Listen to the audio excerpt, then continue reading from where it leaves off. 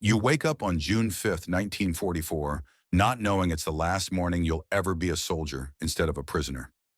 Gray light filters through gaps in the concrete. The bunker smells like wet stone and gun oil, salt from the ocean mixing with the sharp tang of unwashed bodies. Yours included. You're 17 years old. Your name doesn't matter much anymore. None of the names matter much. You're just another body in field gray, another set of hands to hold a rifle, another pair of eyes to watch the English Channel and wait for what everyone knows is coming. You push yourself up from the thin bedroll. Your back aches. Everything aches. The concrete floor of this bunker has been your bed for 3 months now. Before that, it was mud in Russia. Before that, a hospital bed in Berlin where they patched up the frostbite that took 3 of your toes. You're one of the lucky ones, they said. You get to recover on the Atlantic coast. Guard duty, easy work, easy. Your stomach clenches. Empty. Has been for 3 days now. The supply trucks haven't come again. You heard the Osthupen, those poor bastards from Georgia and Ukraine who got pressed into service? They haven't eaten in 5 days. At least you're German. At least you get some preference. Not that it feels like much of a privilege when your last meal was a piece of stale bread and some coffee that tasted like dirt. Outside the bunker, the morning is quiet. Too quiet. That's the thing about June 5th, 1944. The waiting has become almost unbearable. The tension is so thick you could cut it with your bayonet. You walk to the embrasure, the narrow opening in the concrete that faces the sea. Your MG-42 machine gun sits there, cleaned and oiled. You've cleaned it so many times you could do it blindfolded. There's not much else to do. Guard duty, training, cards, sleep, repeat. The beach stretches out below your position. Sand obstacles everywhere. Stakes and tripods and barbed wire. Mines scattered like deadly seeds. Rommelspargel, they call those angled poles sticking out of the ground like broken teeth. The field marshal spent months installing all of this, making the beaches into a nightmare of metal and explosives. Will it be enough? You don't know. Nobody knows. But the joke makes its rounds anyway.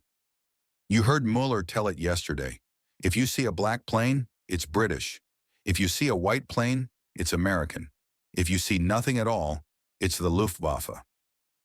You didn't laugh. Neither did anyone else. The joke stopped being funny somewhere around the third telling. Now it's just true. The German Air Force is gone, fighting in the East, fighting everywhere except here. Which means if the invasion comes, you're on your own. Your throat is dry. You left your canteen back in the sleeping area. Water is rationed. Everything is rationed. The Atlantic Wall, they call this place. This massive line of defenses stretching from Norway to Spain. Thousands of bunkers, millions of mines. The pride of the Third Reich. From inside, it feels like a prison. You lean against the concrete. It's cold. Always cold. Even in June, these bunkers never warm up. 2 meters of reinforced concrete on all sides. Built to withstand naval bombardment. Built to last 1,000 years. Built to be your tomb, maybe. Stop thinking like that. But you can't help it. The waiting does something to your mind. Twists it. You've been here since March, watching the sea, waiting, knowing it's coming, but not knowing when. Outside, the sea is too quiet. That's what scares you most, the silence before they come. Wider stands Nest 62. That's the official designation of your position. Resistance Nest 62. One of 8 strong points along this stretch of beach. You're part of the 352nd Infantry Division, 12,000 men responsible for defending 40 kilometers of coastline. You've done the math. If the invasion comes, each German soldier will face roughly 13 Allied troops. Those aren't odds, that's execution. The Atlantic Wall sounds impressive on paper. 2,400 kilometers of fortifications, 15,000 bunkers, 6.5 million mines. Rommel himself walked these beaches, pointing at the sea, shouting orders for more obstacles, more concrete, more death. But you've seen the supply reports, the numbers that matter. Your bunker was supposed to have 8,000 rounds for the MG-42. You have 2,000. That's a 70% shortage. The bunker down the coast ran out of artillery shells last week. They've been filling dummy positions with painted logs, hoping the Allies won't notice. The Americans and British have been sending reconnaissance planes for months. Fast little aircraft that zip in and out before you can track them with your sights. They know where you are. They know how many guns you have. They probably know how many rounds of ammunition you have left, which isn't many. You walk back through the bunker, past the ammunition stores which look sparse, past the sleeping quarters where the straw mattresses smell like mildew, past the tiny kitchen area where you heat up whatever rations you can get, when you can get them, which hasn't been lately.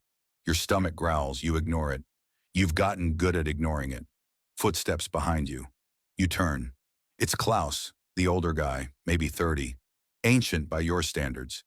He was a school teacher before the war. Now he's here, same as you, same gray uniform, same haunted look in his eyes. Anything? You shake your head. Just water.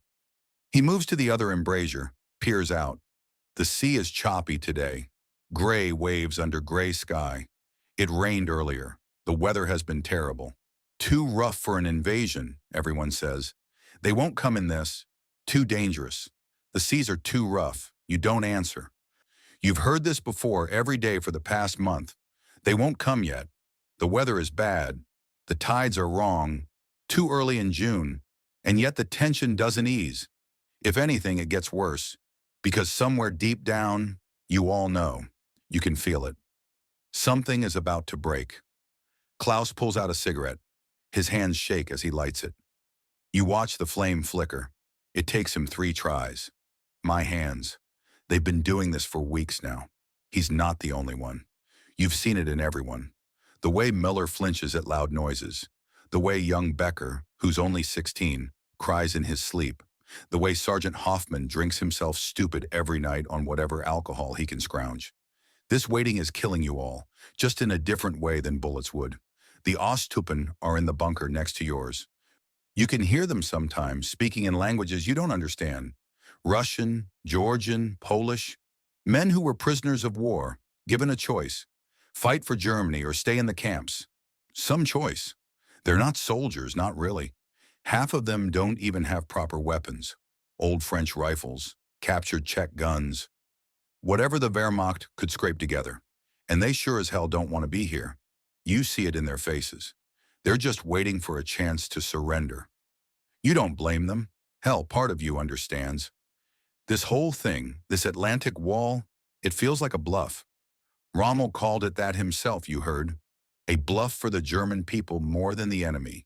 And the enemy knows it. They've sent spies, reconnaissance planes that dodge in and out too fast to shoot down. They know where you are. They know how many guns you have. They probably know you're running on empty. In the main room, 3 other soldiers are playing cards. Miller, Becker, and Hans. They look up as you enter. Anything? Same question Klaus asked. Same question everyone asks. No. They go back to their cards, but nobody's really paying attention to the game. Everyone's just going through the motions, pretending everything is normal, pretending you're not all waiting for the sky to fall. You sit down on a crate. Your feet hurt.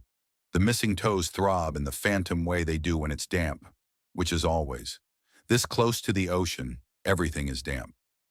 I'm hungry, young Becker says it quietly. Nobody answers. What is there to say? Miller throws down a card. Supply truck should have been here yesterday. Should have been here 3 days ago. Hans corrects him. His voice flat. Probably got bombed, or the roads are out, or they're saving supplies for the real soldiers inland. Nobody argues. You're probably right. The static divisions here on the coast, you're not exactly priority. The good equipment goes to the panzers. The good soldiers go to the east. What's left gets sent here. Old men, boys, walking wounded, foreign conscripts who don't even speak German. This is what's supposed to stop the greatest invasion in history. You almost laugh, but it's not funny. It's just sad. Last week, Rommel was here. You remember watching him walk along the beach, his distinctive silhouette against the gray sky.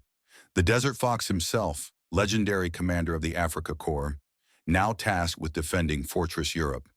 He moved quickly, pointing at obstacles, at the water, at the bunkers, shouting the same word over and over. Mehr, more obstacles in the water, more mines on the beach, more concrete, More steel, more death. You watched him from your position, saw the urgency in his movements, the frustration in his gestures. He knew. He understood what was coming better than anyone. You heard him say it to an officer, words that filtered down through the ranks like poison. Gentlemen, the war will be won or lost on these beaches. We must stop them at the water's edge, or we've already lost. But Rommel also knew the truth. The Atlantic Wall wasn't finished. It would never be finished. He'd asked for 517,000 beach obstacles. The engineers had installed 31,000. He'd asked for millions more mines. The supply trains couldn't deliver them. Every day, he demanded more, and every day the gap between what was needed and what existed grew wider. Then he left, went back to Germany for his wife's birthday. Can you imagine? The invasion everyone knows is coming any day now, and the field marshal goes home for a birthday party. The absurdity would be funny if it wasn't so terrifying. And Field Marshal von Rundstedt, the overall commander, he's somewhere inland, playing it safe, keeping the panzer divisions back from the coast. 100 kilometers back, maybe more. He thinks the real invasion will come at Calais, not here. So the panzers wait. 21st Panzer Division, 146 tanks, sitting idle while you stare at the sea and count your dwindling ammunition. You've done the math on that too. Even if the order came right now, even if von Rundstedt released the panzers this instant, it would take them 6 hours to reach the coast. 6 hours minimum, and that's assuming they could move during daylight, which they can't, because Allied aircraft own the sky. They'd have to wait for darkness, move at night, arrive exhausted and scattered, if they arrived at all. So here you are, 17 years old, missing 3 toes from your right foot, haven't eaten in 3 days. Your commanders are gone. The Luftwaffe is gone. The panzers are too far away to matter. And somewhere across that channel, you know they're coming. You just don't know when. A noise makes you look up. Muller has found something in his pocket, a piece of paper, folded and refolded until it's soft as cloth. He smooths it out on the crate. Look at this. You lean closer. It's a letter, or a part of one. The ink faded and smudged. The handwriting is cramped, hurried. Where'd you get that? Found it in the sleeping quarters. Must have belonged to the guy who was here before, the one who died in the bombing last month. What's it say? Muller reads aloud, his voice dropping lower. If you're reading this, I'm gone. Don't believe them. The wall can't hold. They know it. We know it. Run when you can. Silence settles over the group. Becker's face has gone pale. Burn it. Hans says it flat, final. Why? It's just paper. Burn it. If Hoffman finds it, we're all in trouble. Miller hesitates, then crumples the letter and tosses it into the small stove in the corner. You watch it catch, curl, blacken. The words disappear, but they stay with you. Run when you can. But where? The sea is in front. The officers are behind. You're trapped between water and authority, between duty and death. Hours pass. You take your turn on watch, 2 hours staring at the sea, 2 hours of nothing. Then Klause relieves you and you go back to the bunker. Evening comes. The gray sky turns darker gray. Sergeant Hoffman appears, his eyes bloodshot, his movements unsteady. He's been wherever sergeants go when they need to forget they're sending boys to die. Probably drinking. Listen up. His voice is rough, thick. I just got word from command. Rommel is still in Germany. Won't be back until tomorrow at earliest. Von Rundstedt says the weather is too bad for invasion. Says we can relax. No alert tonight. This should be good news. It's not. It just feels wrong. Everything feels wrong. Relax, he says. Muller mutters it under his breath. Yeah, sure. Hoffman leaves, stumbling slightly on the threshold. You and the others look at each other. Nobody speaks. The unspoken question hangs in the air like smoke. If the commanders think it's safe, why does your skin crawl? Why does every instinct scream that something's coming? You try to eat something. There's a can of something that might have been meat once, found in the back of the stores. You split it between 6 of you. Each person gets maybe 2 bites. It tastes like metal and despair. You force it down anyway, your stomach cramping around the meager food. Night falls properly now. You lie on your bedroll. Above you, the concrete ceiling. Around you, the sound of other men breathing, trying to sleep, failing. You close your eyes. Think about home, about your mother's kitchen, the smell of bread baking, the way sunlight came through the windows on Sunday mornings. Your little sister, she'd be 12 now. You wonder if she even remembers you. You were taken for the Wehrmacht when you were 16, sent east almost immediately, froze half to death in Russia, lost your toes to frostbite, got sent here to recover. Recovery. Right. More like waiting to die, except slower. You're drifting off when you hear it. Distant, very distant. The sound of aircraft. Your eyes snap open. You listen, heart pounding. There it is again. Engines. Lots of them. You sit up. Around you, others are doing the same. In the darkness of the bunker, you can hear breathing quicken, hear the rustle of bodies moving, preparing. What is that? Becker whispers it, his voice cracking. Nobody answers. The sound grows louder, closer. Not just one plane, not two, dozens, hundreds. Your hands start to shake. This is it. This is really it. Klaus appears in the doorway, flashlight in hand. His face is pale, drawn. Everyone up. Now, to your positions. You grab your rifle. Your hands are shaking too now, just like Klaus's when he lit that cigarette. You run to your MG42, look out through the embrasure. The sky to the north is full of planes. Full of them. Black shapes against the clouds. More than you've ever seen in your life. Bombers, transport planes, a river of metal flowing overhead. Oh God. Someone says it behind you. You don't know who. The first explosions light up the night, miles away but getting closer. And then you hear it, a sound that makes your blood freeze. Distant screams as paratroopers jump into the darkness. Hundreds of them, thousands maybe, filling the sky with silk and terror. The invasion has begun, and Rommel is still in Germany, and your stomach is empty, and your hands won't stop shaking. You grip the machine gun, try to remember your training, try to remember you're a soldier, try to forget you're 17 years old and terrified. The bombers are coming closer now. You can hear them, feel them, the whole bunker shaking with each explosion that walks toward your position. Closer, closer. This is where your night really begins. Unlike you, warm in your bed, safe in the future, this is the moment where everything you thought you knew about war becomes real. The first bomb that actually matters hits about 200 meters north of your bunker. The whole structure shakes like a living thing, like the earth itself is trying to throw you off. Dust rains down from the concrete ceiling, coating your hair, your face, getting in your mouth and eyes. Your ears ring with a high-pitched whine that won't stop. You're crouched behind your MG42, fingers white-knuckled on the grips, watching through the gun slit as the world outside turns into fire. The bombers keep coming, wave after wave after wave. The sound is insane, beyond anything you imagine. It's like standing inside a drum while someone beats it with sledgehammers, except the sledgehammers are 1,000-pound bombs, and the drum is your skull. Your chest vibrates with each explosion. Your teeth rattle in your jaw.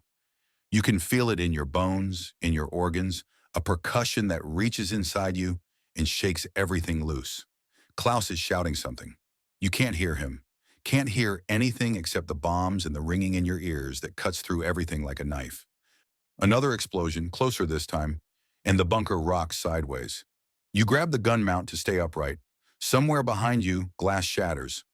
Must be the tiny window in the back room. Not that it matters. Not like you need windows when the world is ending. You try to see through the gun slit. Smoke, fire, darkness lit by orange flashes. The beach obstacles are silhouetted against the flames, and even as you watch, some of them just disappear, erased by the bombing like chalk on a blackboard. Months of work, thousands of stakes and mines and barbed wire, and the bombers are erasing it all. Rommel's Atlantic Wall, the fortress that would save Europe, being dismantled by men you can't even see, flying 3,000 meters above your head. Your hands shake on the gun. Stop shaking, they won't stop. 17 years old and you're discovering what terror actually feels like. It's not like the movies. It's not dramatic. It's just your body betraying you, hands shaking, bladder threatening to let go, heart hammering so hard you think it might break through your ribs. Your training didn't prepare you for this. Nothing could prepare you for this. A hand grabs your shoulder. You spin around, almost scream. It's Sergeant Hoffman. His mouth is moving, but you can't hear him. He points back, away from the gun, pulling you away from the embrasure. Smart. If a bomb hits close enough, the pressure wave could come right through that narrow opening, turn your insides to jelly without leaving a mark on your skin. You stumble back into the main room. Everyone's there. Miller, Hans, Becker. The kid is crying, not making sound, just tears running down his face while he stares at nothing. Klaus has his hands over his ears, eyes squeezed shut, trying to block it all out. But you can't block out bombs. They reach through everything, find you wherever you hide. The bunker shakes again, and again, and again. The ceiling is solid concrete, 2 meters thick, but it feels like it's going to cave in any second. You've heard stories about bunkers taking direct hits, the people inside just vanishing, compressed into paste by the force. Is that what's coming? Are you about to be erased from existence, reduced to nothing but a red smear on concrete? How long does this last? You don't know. Time stops meaning anything when you're waiting to die. Could be 5 minutes, could be 5 hours. The bombing blends together into one continuous roar of destruction. Between explosions, you hear something else. Gunfire in the distance. Machine guns, rifles, the other bunkers shooting at something. At the paratroopers, you realize they're landing. While the bombers tear up the beaches, the paratroopers are coming down behind you, cutting you off, surrounding you. Hoffman is at the radio now, or trying to be. The thing is dead. No lights, no static, nothing. Battery must have shaken loose, or the vibrations broke something inside. He's cursing, slamming his fist against the metal case. But the radio stays silent. You're cut off. No communication with command, no reinforcements, no orders. Just you in this bunker and the bombs that keep falling. Another explosion, and the lights flicker, dim, threaten to die. Then they come back, weak and yellow, barely illuminating the dust-choked air. You can taste the concrete dust now, coating your tongue, mixing with the copper taste of blood. You bit your tongue at some point and didn't even notice. Positions! Hoffman shouts it, and somehow you hear him through the ringing. His face is red, veins standing out on his neck. Everyone to positions. They're landing. Who's landing? The bombers are still overhead. You can hear them, feel them. But then you understand. Through the embrasure, in the brief moments between explosions, you see them. Shapes floating down from the sky like dark flowers blooming. Parachutes, dozens of them. Hundreds. Paratroopers landing in the fields behind your position. In the hedgerows. Maybe in the flooded areas where they'll drown in 4 feet of water weighted down by their equipment. But some will make it. Some always make it. You're back at your gun, trying to see, trying to track targets through the smoke and darkness. The bombing is less intense now, more scattered, but it hasn't stopped. Between the explosions, you catch glimpses of movement, shapes running low across the beach, maybe 50 meters out. Your finger finds the trigger, your training taking over even as your mind screams. You're supposed to wait. Wait until they're close. Make every bullet count. But what if they have grenades? What if they're coming for your bunker right now? The thoughts race through your head, fear and training wrestling for control. You fire. The MG-42 roars to life, the fastest firing rate of any machine gun in the world. 1,200 rounds per minute. Hitler's buzzsaw, the Americans call it. The noise is deafening, even with the bombing. The gun bucks against your shoulder.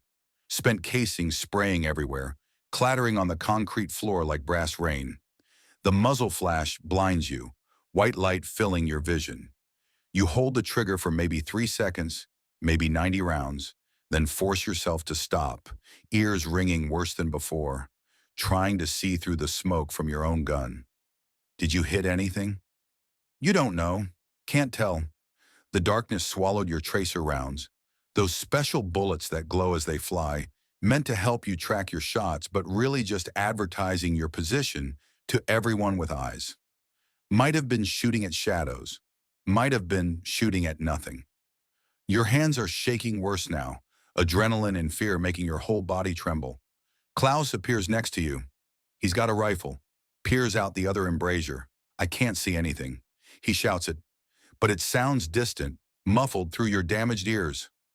Another bomb, this one close enough that you feel the heat. See the orange flash reflected off the concrete walls. The bunker shudders, and somewhere, something cracks. Not the main structure, you hope. Maybe the outer wall. Maybe nothing important. Or maybe the whole thing is about to collapse on top of you, bury you alive in 2 meters of reinforced concrete. Your tomb built by German engineers who never asked your name. You fire again, shorter bursts this time, at nothing, at shadows, at the terror in your own head. The bombing goes on and on and on. Your sense of time is completely gone. You fire whenever you think you see something. Most of the time, you probably don't. Klaus fires his rifle beside you, the sound tiny compared to your machine gun, almost pointless. But what else are you supposed to do? Just sit here and wait to die? At some point, you realize you're almost out of ammunition. The belt feeding into your gun is nearly gone, the last few rounds clicking through the mechanism. Need ammo, you shouted at Klaus. He disappears into the bunker, comes back with another belt, 250 rounds of death wrapped in metal links. You reload, hands fumbling, takes you 3 tries to get it seated right. Your fingers don't want to work properly, shaking so badly you can barely grip the ammunition. When did that start? Has it been the whole time? Your canteen is empty. When did that happen? Your mouth tastes like concrete dust and copper blood. You bit your tongue, you remember that now, but when? How long ago? The bombing is less intense now, you realize. Not stopped, just less. The waves of bombers must be moving on to other targets, other beaches, other bunkers full of scared boys pretending to be soldiers. You can hear other things now. Shouting in the distance, gunfire, someone screaming. Can't tell if it's German or American. Does it matter? Pain sounds the same in every language. Hoffman is trying the radio again. Still nothing.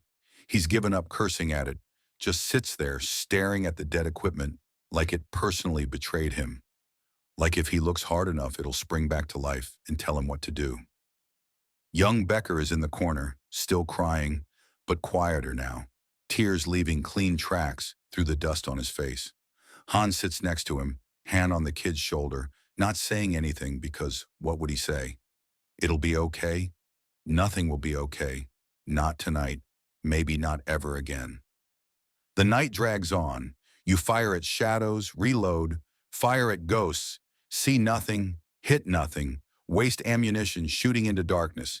Somewhere out there, paratroopers are landing, regrouping, moving to cut off your escape routes. Not that you have escape routes. Behind you is France-occupied territory, but also German command, military police, officers who'll shoot you for desertion. In front is the sea, and soon, if the paratroopers are any indication, the main invasion force. You're trapped. You were always trapped. The moment they put you in this bunker, you were dead. You just didn't know it yet. Klaus taps your shoulder, points at his watch. You lean close to see it by flashlight. 0300 hours, 3 in the morning. The bombing started around midnight. 3 hours. 3 hours of this, and it feels like 3 years. Like you've aged decades in the darkness. Like the boy who woke up this morning is gone, and someone else, someone older and more broken, has taken his place. The explosions are definitely less now, more scattered. The bombers must be running out of targets, or fuel, or bombs, or all of the above, which means they'll be back, or the ships will come, or both. This isn't over. This is just beginning. This is just the softening up, the preparation, the overture before the real symphony of death begins. You're so tired. Your eyes burn from the smoke and dust. Every muscle aches from holding the gun, from the tension, from 3 hours of thinking you're about to die. The adrenaline kept you going at first, sharp and electric in your veins. Now it's wearing off, leaving you shaky and sick, your hands trembling worse than before. Your stomach churning with hunger and fear in equal measure. I need to piss. Klaus says it beside you, Almost makes you laugh because, yes, you do too. Have for a while now. Your body insisting on normal functions, even while the world ends around you. Go. He disappears toward the back. You're alone at the gun now. The bunker is quieter between the bombs. You can hear the ocean, waves hitting the beach, normal and peaceful, like this isn't happening. Like it's just another night in June, just another shift on guard duty, just another moment in a life that isn't about to end. Movement outside catches your eye. This time you're pretty sure it's real. Figures running low and fast, heading inland, moving with purpose. Paratroopers. You track them with your gun, but they're already past your firing arc, gone into the darkness behind the dunes. How many made it down? How many are out there right now, moving through the hedgerows, capturing crossroads, cutting communications? You have no idea. Nobody does. That's the worst part, the not knowing. You're blind, deaf, cut off. For all you know, the entire invasion force is landing right now, and nobody told you. Klaus comes back, looks marginally better. Emptying your bladder does wonders for morale, apparently. Your turn. You head to the back of the bunker. The toilet is just a hole in the floor with a bucket. It smells exactly like you'd expect, but right now you don't care. You piss, watch the stream, notice it's dark brown. You're dehydrated. Haven't had water in hours, haven't had much water in days. This is how you die, you think. Not from bullets or bombs, but from dehydration in a concrete bunker while the world ends outside. When you get back to the gun, Sergeant Hoffman has the radio apart, batteries scattered on the floor, wires pulled loose. He's trying to fix it with a flashlight in his mouth and shaking hands. Good luck with that. The thing was barely working before the bombing. Now it's just expensive scrap metal. The bombing has mostly stopped now. Just occasional explosions in the distance, random and sporadic. The paratroopers must have landed, must be regrouping, which means morning is coming. And with morning comes the real invasion, the one you've been waiting for, the one that's going to decide whether you live another day or die on this beach defending a wall that can't be defended. You sit down next to your gun, just for a minute. Rest your eyes for just 1 minute. Your body is shutting down whether you want it to or not. Exhaustion crashing over you like the waves on the beach below. Klaus shakes you awake. You jerk upright, heart pounding, confused. How long were you out? Seconds? Minutes? You've lost all sense of time. Look, he points out the embrasure. The sky's getting lighter, the eastern horizon turning from black to gray. Dawn, June 6, 1944. D-Day, though you don't know that yet. Right now it's just another sunrise. Just another morning, except this one brings the end of everything. You can see the beach now, sort of, through the smoke and dust. The obstacles are torn up, huge craters everywhere. Some of the mines must have been set off by the bombing, sympathetic detonations from nearby explosions. There are bodies on the beach too. You can see them now. Not many, maybe a dozen. Paratroopers who landed short, landed in the water or on the obstacles, dead before they hit the ground. But how many made it inland? That's the question nobody can answer. You watch the sea, gray water, gray sky, gray smoke. Everything is shades of gray, like color has been bombed out of existence along with everything else. And then you see it. At first you think you're hallucinating, exhaustion playing tricks on your mind. But no, it's real. Ships, not one ship, not two. The entire horizon is ships, destroyers, battleships, transport vessels, landing craft. Thousands of them, stretching as far as you can see in both directions, north and south, a wall of steel that makes your Atlantic wall look like a child's sandcastle. An invasion fleet so massive it defies comprehension, turning the English Channel into a parking lot of military might. Klaus sees them too. He makes a sound, not quite a word, just a noise of pure shock, of understanding, of terrible clarity. Gott im Himmel, God in heaven. Muller whispers it from behind you, his voice cracking. Everyone's at the embrasures now, staring, mouths open. You've never seen anything like it. Never imagined anything like it. You knew the invasion was coming. Everyone knew. But knowing and seeing are different things. This isn't an invasion. This is the ocean itself coming to kill you, transformed into steel and fire, and the mechanical will of nations that refuse to lose. Your throat is painfully dry. You try to swallow, can't. The ships are getting closer. You can make out details now. Gun turrets, flags, the shapes of landing craft being lowered into the water, tiny from this distance but growing larger, more distinct with every passing second. How many? Becker asks it, his voice breaking on the words.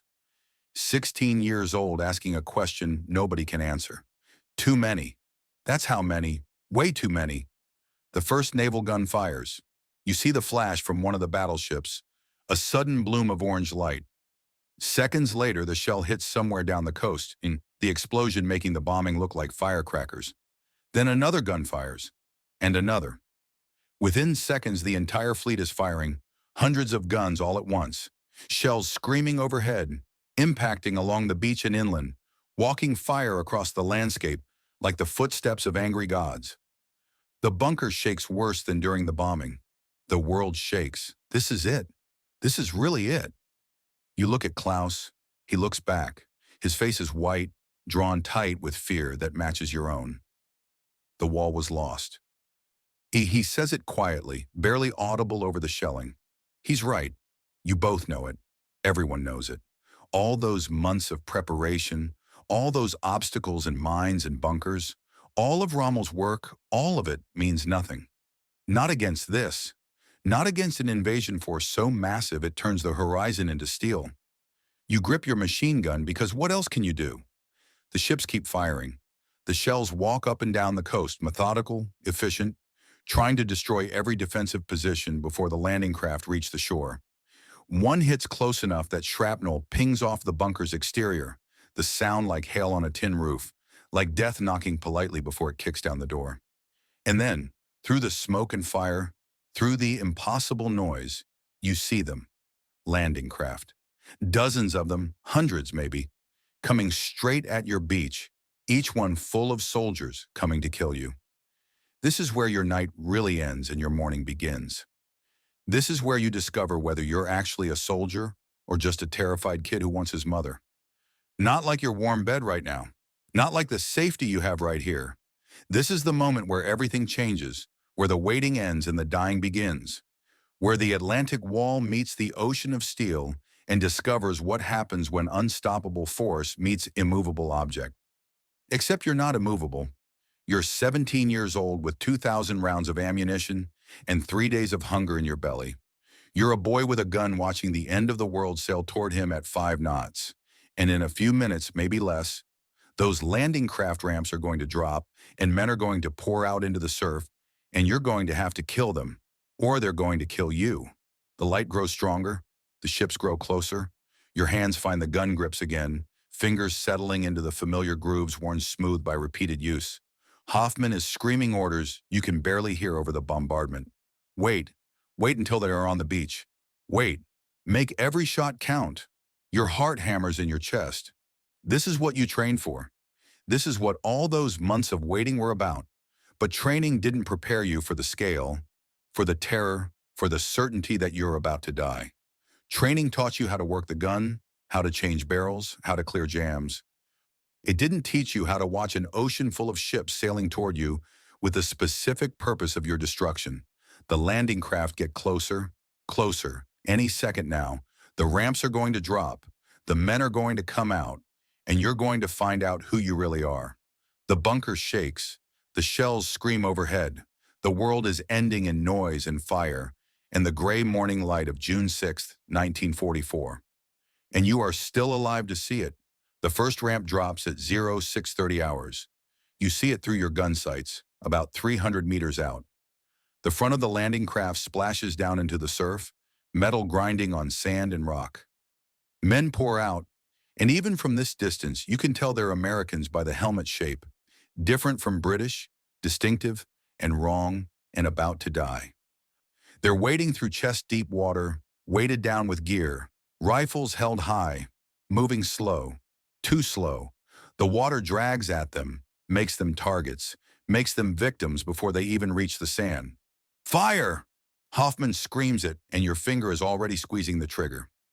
The MG-42 comes alive, that distinctive sound that earned it the name Hitler's buzzsaw, 1,200 rounds per minute tearing through the dawn air. The gun vibrates against your shoulder, steady and brutal. Spent shells spray across the concrete floor in a brass waterfall, bouncing and rolling, already ankle deep around your position. Through the gun sights, you see men fall. Just drop. 1 second they're wading toward you, and the next second they're gone. Swallowed by the surf, pulled under by their equipment and the weight of their own mortality. You did that. You. Your bullets, your finger, your choice to pull the trigger. Your stomach lurches, but you keep firing because that's what you do. That's what you're here for.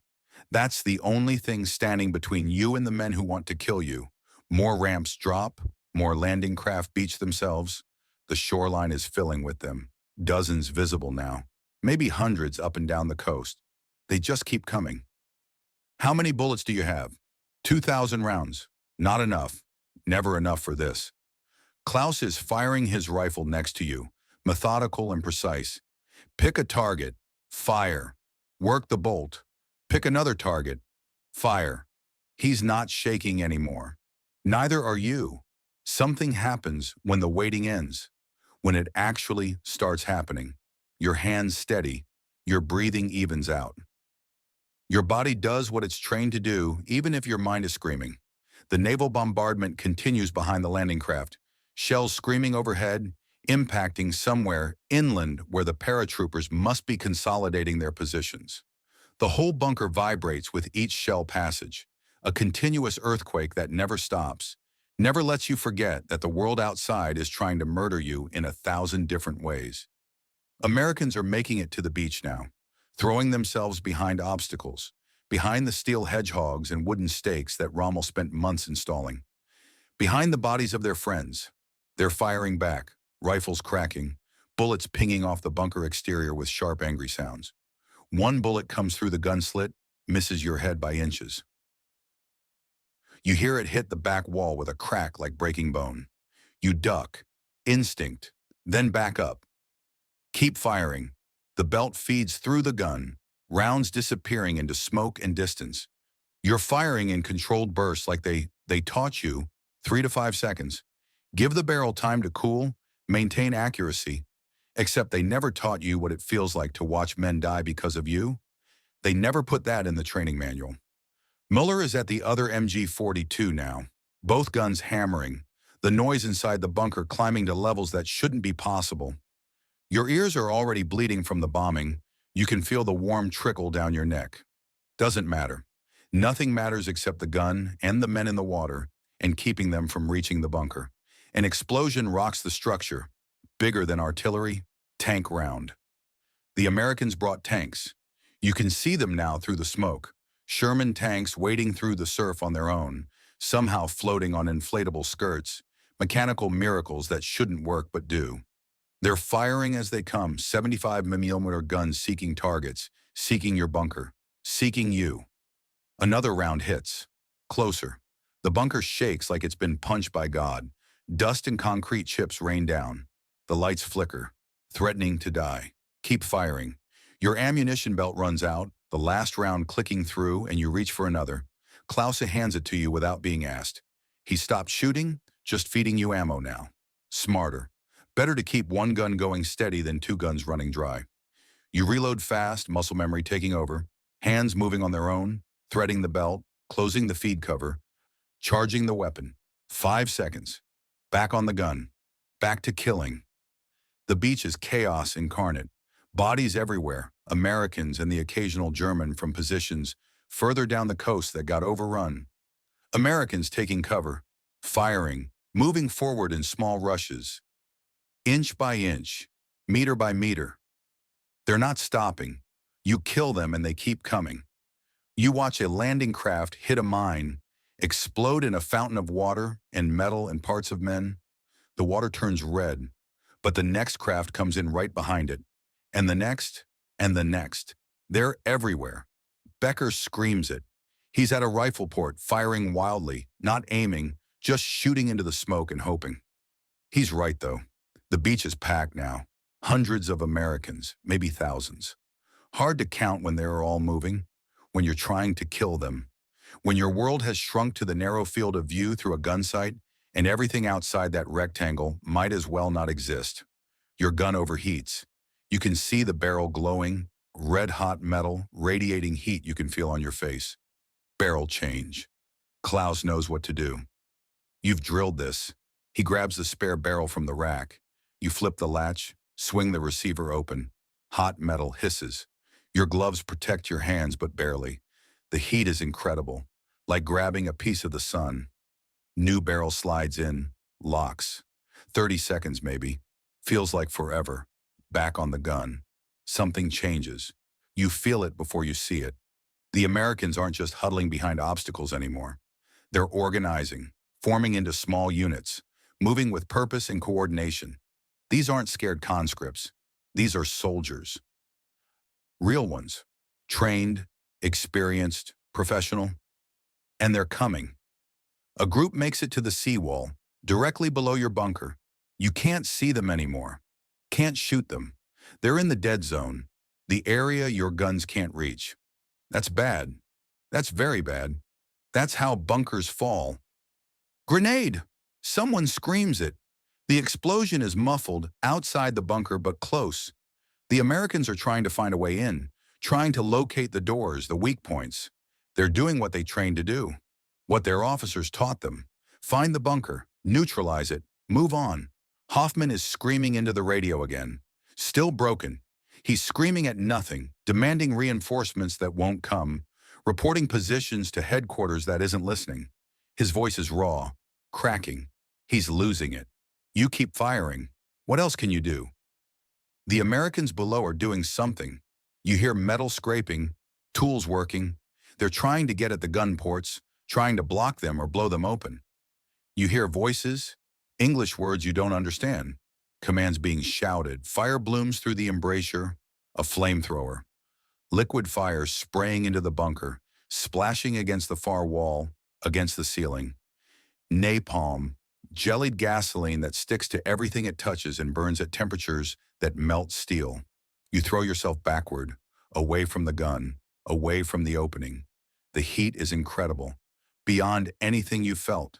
The smell of burning fuel, chemical and choking, fills the bunker. Klaus is screaming. His jacket is on fire, flames eating up the sleeve, reaching for his face. You tackle him, roll him on the concrete floor. Beat at the flames with your bare hands. The gloves protect you, but you can feel the heat through them. He's thrashing, screaming words that aren't words anymore, just animal sounds of pain and terror. The fire goes out. His jacket is ruined, smoking. His face is blistered, red, already swelling like someone inflated it from the inside.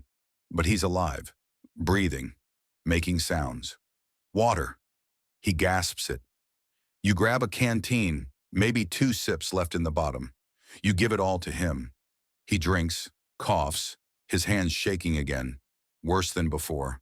The burns will scar, if he lives long enough for scars to matter. Back to the gun. The flamethrower has stopped, but they'll try again. You know they will. You've seen what Americans do to bunkers. They don't give up. They don't retreat. They just keep coming until the bunker is rubble or they're inside or everyone's dead. Miller's gun stops, jammed. He's cursing, yanking at the bolt, but it won't move. Bent casing lodged in the chamber maybe, or the heat warped something. Just your gun now. One gun against an invasion. You fire controlled bursts, trying to make the ammunition last. Can't waste rounds. Can't overheat the barrel again. On the beach, Americans are bringing up more equipment. Long pipes, Bangalore torpedoes, tubes packed with explosives designed to blow gaps in barbed wire and obstacles.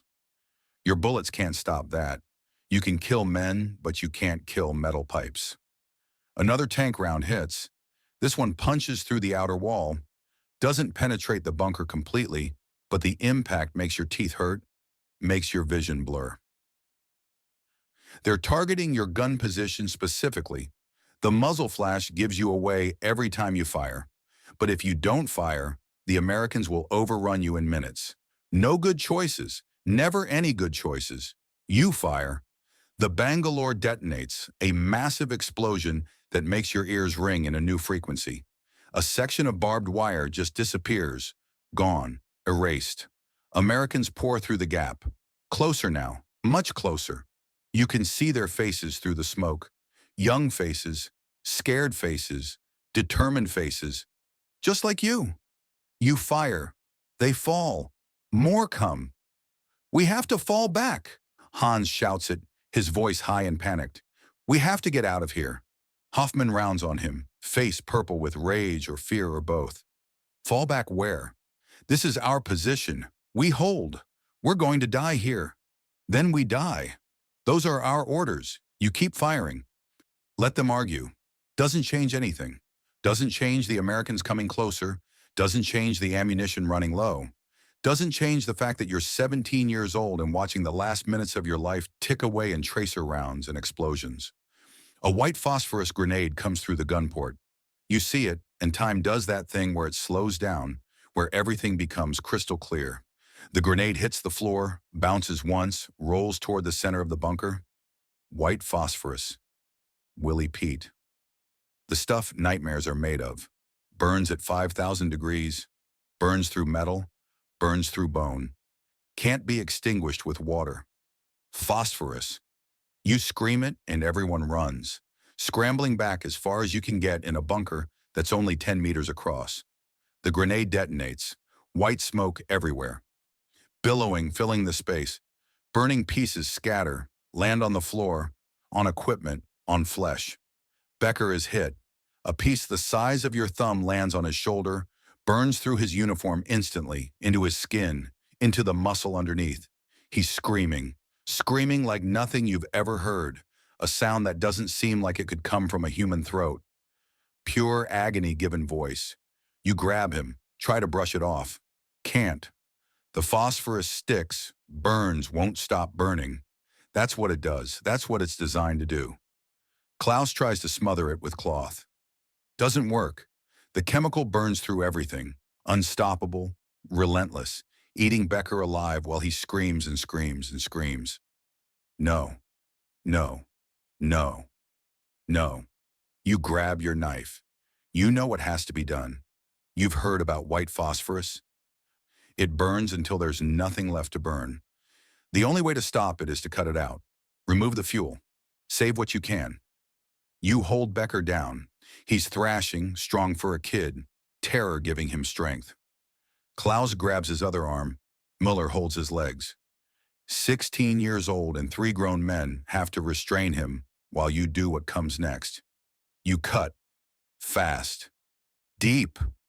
Carve out the burning chunk of flesh like you're butchering meat, which you are, which is exactly what this is.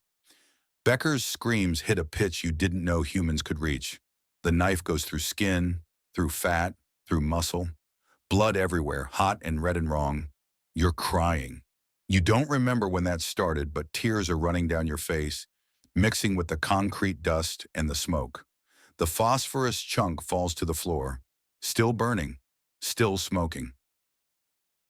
A piece of Becker's shoulder, meat and skin, and the chemical that's destroying it.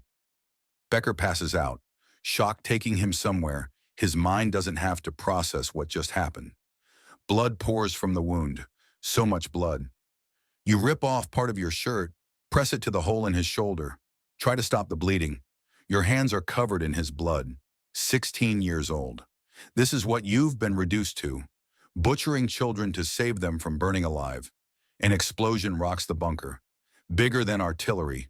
Bigger than tank rounds. The door. They're breaching the door. Shaped charges, you realize. Explosives designed specifically to blow through reinforced barriers. They're coming in. Hoffman grabs his rifle. Get ready. You drop Becker. Klaus stays with him, pressing the bloody cloth to the wound. You grab your rifle. Your hands slippery with blood. The machine gun is still in position, but you can't get to it. Americans are coming through the front. The metal door buckles. Once. Twice. On the third hit, it blows inward. Hinges torn from concrete. The whole thing crashing down in a screech of tortured metal. Smoke pours through, thick and black. Fire. Shapes moving in the smoke. You fire. Hoffman fires. Miller fires. The Americans fire back. Muzzle flashes in the smoke like lightning. Bullets everywhere ricocheting off concrete with whining sparks. The sound is deafening, beyond deafening, operating in frequencies that destroy eardrums and sanity in equal measure. Hans goes down, shot in the chest. He drops without a sound, hits the floor hard, doesn't move, doesn't breathe, just stops being a person and becomes a body. That fast, that final. An American appears in the doorway, rifle raised. You shoot him. He falls backward. Another one pushes forward. Hoffman shoots, misses. The American throws something. Grenade! Of course it's a grenade. You dive, everyone dives. The explosion in the enclosed space is catastrophic. The shock wave bouncing off walls, amplifying, turning the bunker into a bell and you into the clapper. Your ears pop, your head rings. Can't hear, can't think. Just ringing, high-pitched and endless. You look up. Hoffman is down. Half his face is gone. Just gone, replaced by red meat and white bone, and things that should be inside a skull, but aren't anymore. His remaining eye stares at nothing. Sergeant Hoffman, who drank himself stupid every night, who screamed at the radio, who gave the order to hold, dead, gone, released from duty. Miller is crawling, leaving a trail of blood. His leg is shattered, bones showing through torn fabric, white shards protruding from meat. He's making sounds, whimpering, calling for his mother maybe. Hard to tell through the ringing in your ears. More Americans at the door. 3 of them. Rifles pointed at you. Young faces. Scared faces, just like yours. This is it. This is how you die. In a bunker in France covered in your friend's blood, 17 years old and suddenly understanding that death isn't noble or glorious. It's just the end. You raise your rifle, hands shaking again. The Americans are shouting. One of them keeps repeating something. Surrender. Hands up. Hände hoch. You look at them. Really look at them. They're terrified, just as scared as you. Fingers tight on triggers, ready to kill you, ready to die killing you. But they're giving you a chance. They don't have to. They could just shoot, but they're giving you a chance. You look around the bunker. Becker is bleeding out on the floor, 16 years old with a hole in his shoulder. Klaus is burned, half his face blistered and weeping. Muller's leg is destroyed. Hoffman is dead, half his head decorating the wall. Hans is dead, a neat hole in his chest. For what? For a bunker? For orders from men who aren't here? For a wall that fell in 8 hours? You could shoot, die fighting. Take maybe one of them with you if you're lucky. Or you could live. You drop your rifle, slowly, hands shaking so badly you almost drop it instead of placing it down. You raise your hands. Nicht schießen. Your voice sounds strange, distant through the ringing. Don't shoot. The Americans keep their rifles on you, but they don't fire. One of them moves forward, boots crunching on spent shell casings.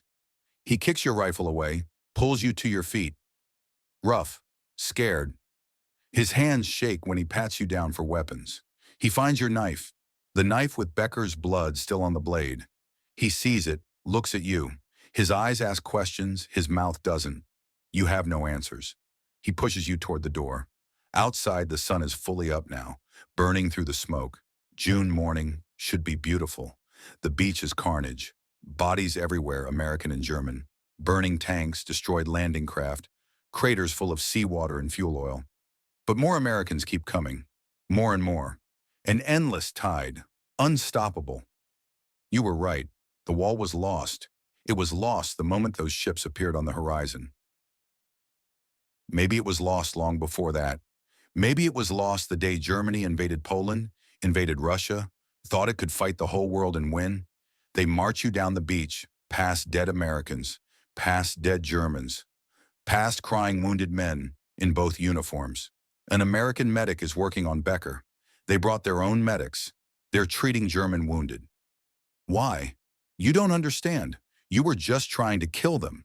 They were trying to kill you. Now they're saving Becker's life. War is insane. War doesn't make sense.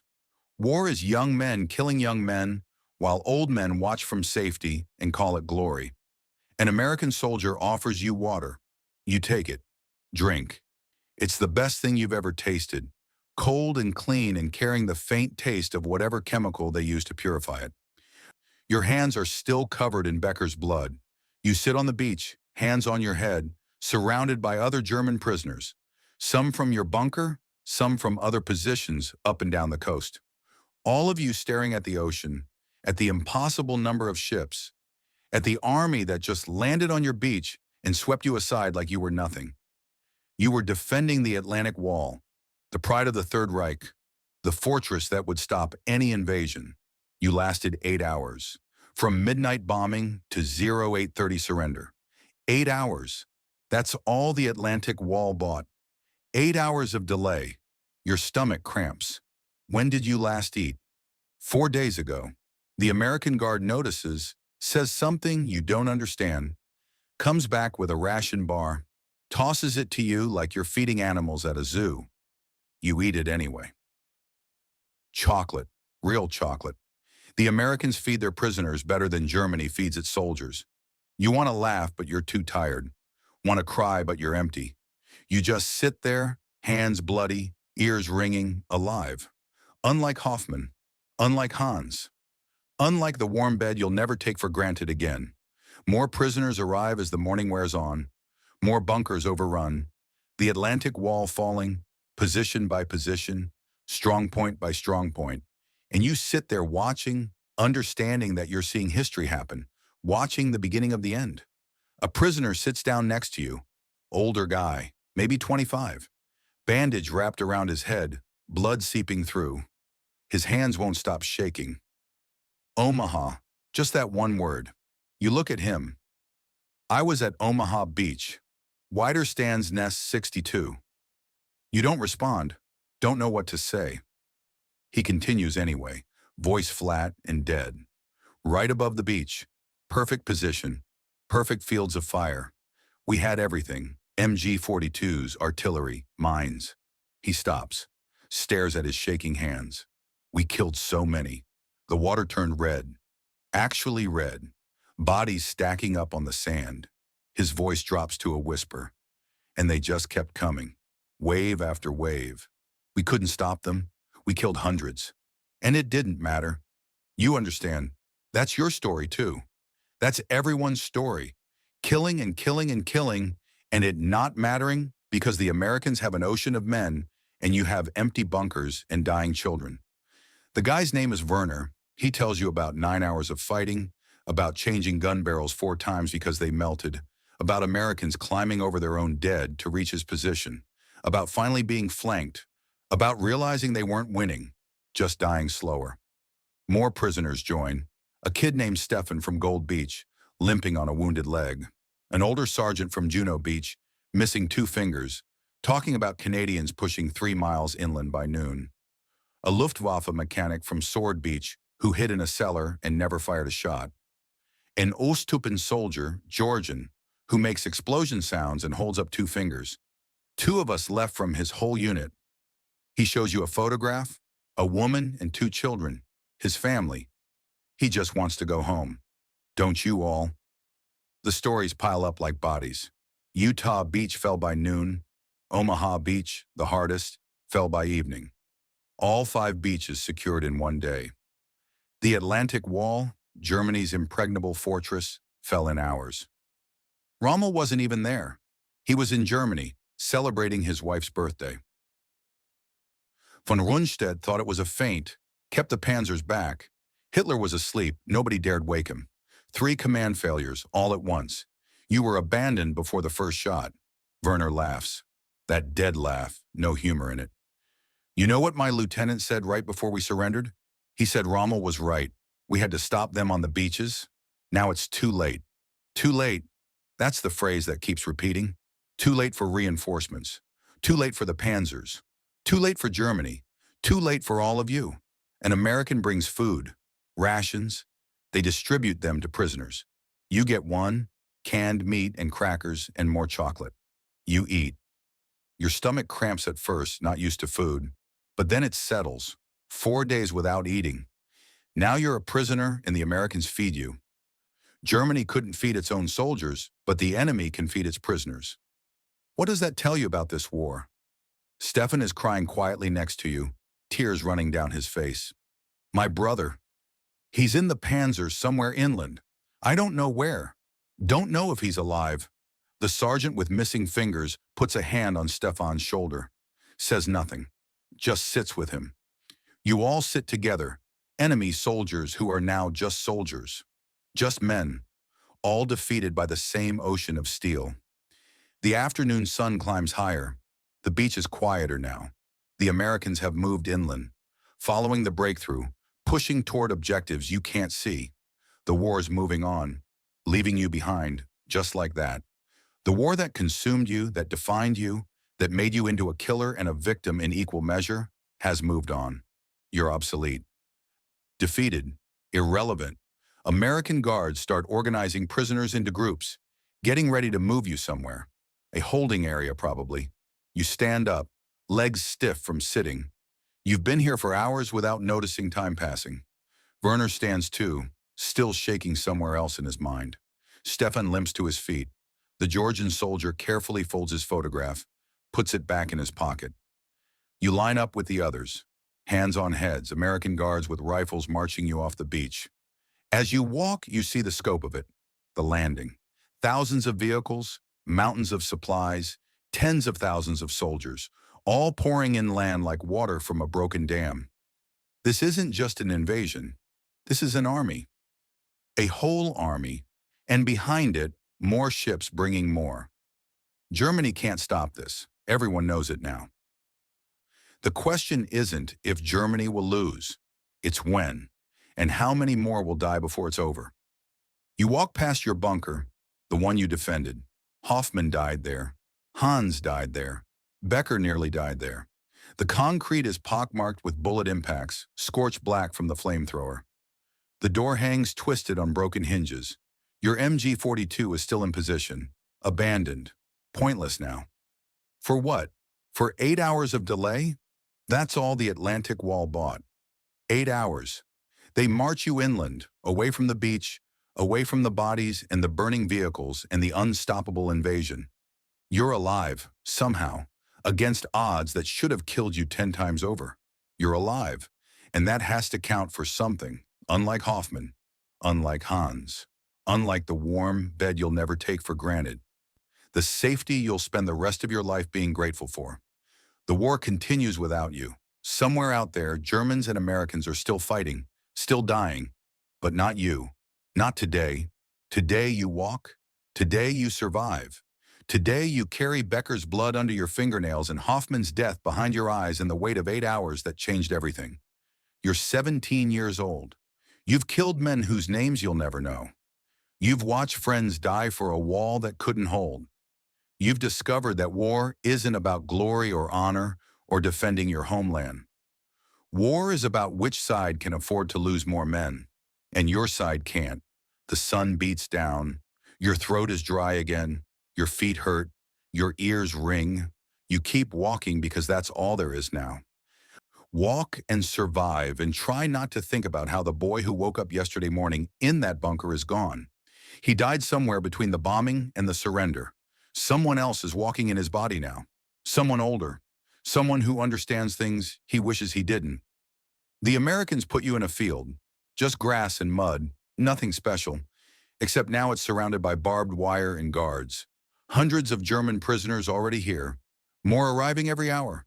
You find a spot. Sit down in the wet grass. Your whole body aches. Haven't slept in 30 hours. Haven't eaten properly in 5 days. But you're alive. That's more than Hoffman can say. More than Hans. More than thousands of others who died today defending beaches that fell anyway. Werner sits next to you. Stefan on your other side. The Georgian soldier stays close. Safety in numbers maybe, or just the human need for connection when everything else is stripped away. An American guard tosses you a blanket, just one for the group. You share it because what else can you do? The field fills up as darkness falls. Wounded, exhausted, defeated, young and old. Wehrmacht and Luftwaffe and Ostuppen, who look relieved to be captured. A medic comes through.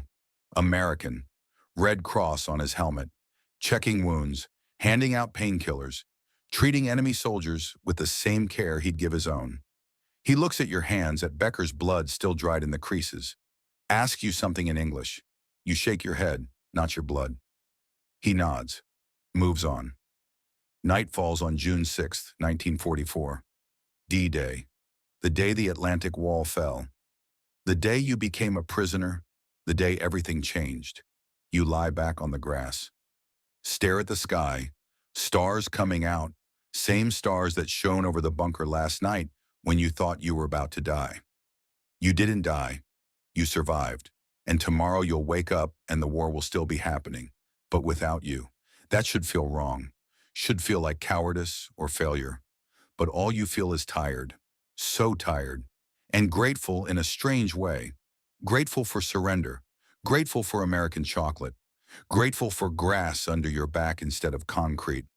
Grateful to be alive when so many aren't. You close your eyes. Sleep comes despite everything. Despite the nightmares waiting.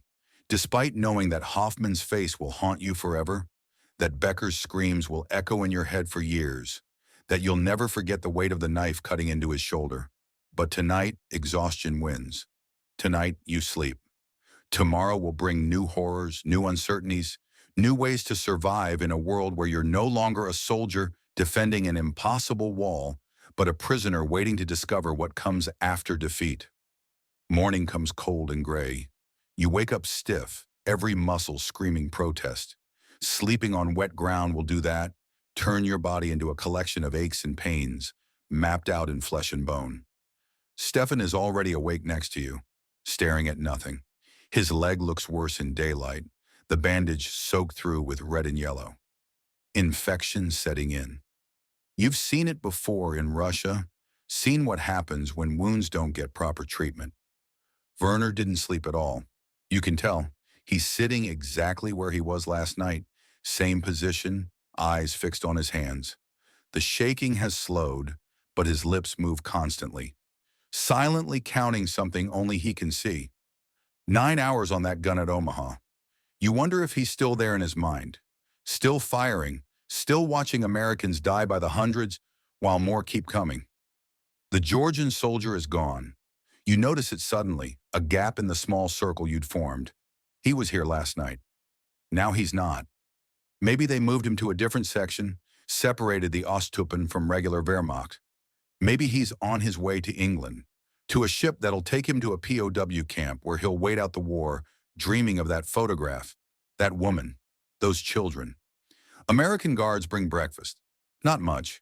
Crackers and something that might be jam, watered-down coffee that's still better than what Germany was serving. You eat slowly, making it last. Your stomach has shrunk from days of nothing. Can't handle much at once. Stefan can't eat at all, the pain in his leg stealing his appetite, stealing everything except the fear in his eyes. They're moving us today. The corporal who brought the food says it in German, his accent thick but understandable. Wisconsin maybe, or Minnesota, somewhere in the American Midwest where German immigrants settled generations ago and passed the language down like inherited silver. To a bigger camp, then maybe to England. England, across the channel, the place you were supposed to keep them from reaching. Now you're going there as cargo, as defeated enemy, as proof that the Atlantic Wall was a fantasy built on concrete and doomed boys. More prisoners arrive throughout the morning, streaming in from fighting that continues inland. The pattern becomes clear as you listen to their stories. Carentan under siege, St. Lo holding but just barely. The Americans pushing south and west, the British and Canadians pushing toward Caen. The beachheads are linking up, becoming one continuous front.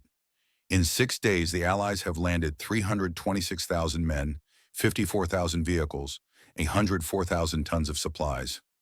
Numbers too large to comprehend, an invasion measured in mathematics that Germany can't match. A new prisoner sits down heavily, breathing hard. He's older, maybe 45. Too old for combat, but Germany stopped caring about age when they started losing. His uniform marks him as 352nd Infantry Division, same as you. He fought somewhere down the coast. A different strong point, but the same beach, the same impossible odds. Heard Rommel finally showed up around 6 in the evening yesterday. His voice carries bitter amusement. 6 in the evening. Little late there, Desert Fox. Where was he? Werner asked it, his voice rough from disuse. Germany, his wife's birthday party. The words hang in the air like accusation. The field marshal responsible for defending the Atlantic Wall, the man who understood better than anyone that the invasion had to be stopped at the waterline, wasn't even in France when it started. He was eating birthday cake while you were dying on the beaches. What about von Rundstedt? The Panzers? 21st Panzer Division launched a counterattack yesterday afternoon. British stopped them cold. Anti-tank guns, air support. Panzers took heavy losses, pulled back. 12th SS Panzer is moving up now, but the Allies have air superiority. Every time the Panzers move during daylight, planes hit them. They can only travel at night. Too slow, too little, too late. The story of June 6th compressed into 9 words. An American officer walks through the field, stopping at groups of prisoners. He's looking for something, someone who speaks English maybe. The corporal who brought breakfast translates, asks if anyone can help. The prisoners exchange glances. Why should you help them? They already won. But the corporal is polite, says please, offers extra rations for whoever assists. Food is a powerful motivator when you've been starving. A Luftwaffe mechanic raises his hand, admits he speaks some English from before the war. The officer pulls him aside, asks questions about troop positions, defensive lines, minefields. The mechanic answers. Some prisoners frown at this, consider it betrayal. But what secret is worth keeping now? The invasion succeeded. What you tell them or don't tell them won't change anything. Stefan's condition worsens as the day progresses. The leg is definitely infected, red streaks climbing up from the wound. He's developing a fever, skin hot and dry to the touch. An American medic examines him, makes a decision with his hands. Stefan is loaded onto a stretcher. He looks back at you once, 16 years old, going somewhere you can't follow, terrified and alone. You might never see him again. That thought sits heavy in your chest, adds another weight to the collection you're building. Hans dead, Hoffman dead, Becker mutilated, Stefan disappearing into American medical care that might save him or might not. Everyone scattering, the unit that defended Widerstandsnest 62, dissolving into individual particles of suffering. By afternoon, they organize prisoners into columns for transport. Trucks arrive, American-made Chevrolets and GMCs, big vehicles that dwarf anything Germany was producing near the end. 20 men per truck, cramped but better than walking. You climb in with Werner and a dozen others. The truck lurches forward, grinding gears, heading inland. Through gaps in the canvas cover, you watch the countryside roll past. France, occupied for 4 years by Germany, now being liberated by Americans and British and Canadians. The villages you pass are damaged, walls pockmarked with bullet holes, occasional buildings reduced to rubble. But French civilians stand outside their homes watching the trucks pass. Their faces are carefully neutral, not celebrating, but not mourning either. They're waiting to see which way the wind blows before committing to any emotion. One old woman makes eye contact with you through the truck canvas. She holds your gaze for 3 seconds, 4, 5. Not hostile, not friendly, just measuring you. This German soldier in a truck, defeated and heading toward imprisonment. Her expression doesn't change. She turns away and you're just another vehicle passing through her ruined village. The truck stops at a larger facility, more organized than the field camp. Proper barbed wire, guard towers, rows of tents arranged in military precision. This is temporary but functional, a way station for processing prisoners before shipping them to England. You disembark, get processed, give your name and rank and unit. They photograph you, assign you a number. You're not a soldier anymore. Just prisoner 4,281. 4,281 captured Germans. And that's just this camp.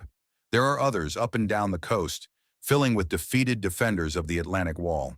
How many total? 10,000? 20?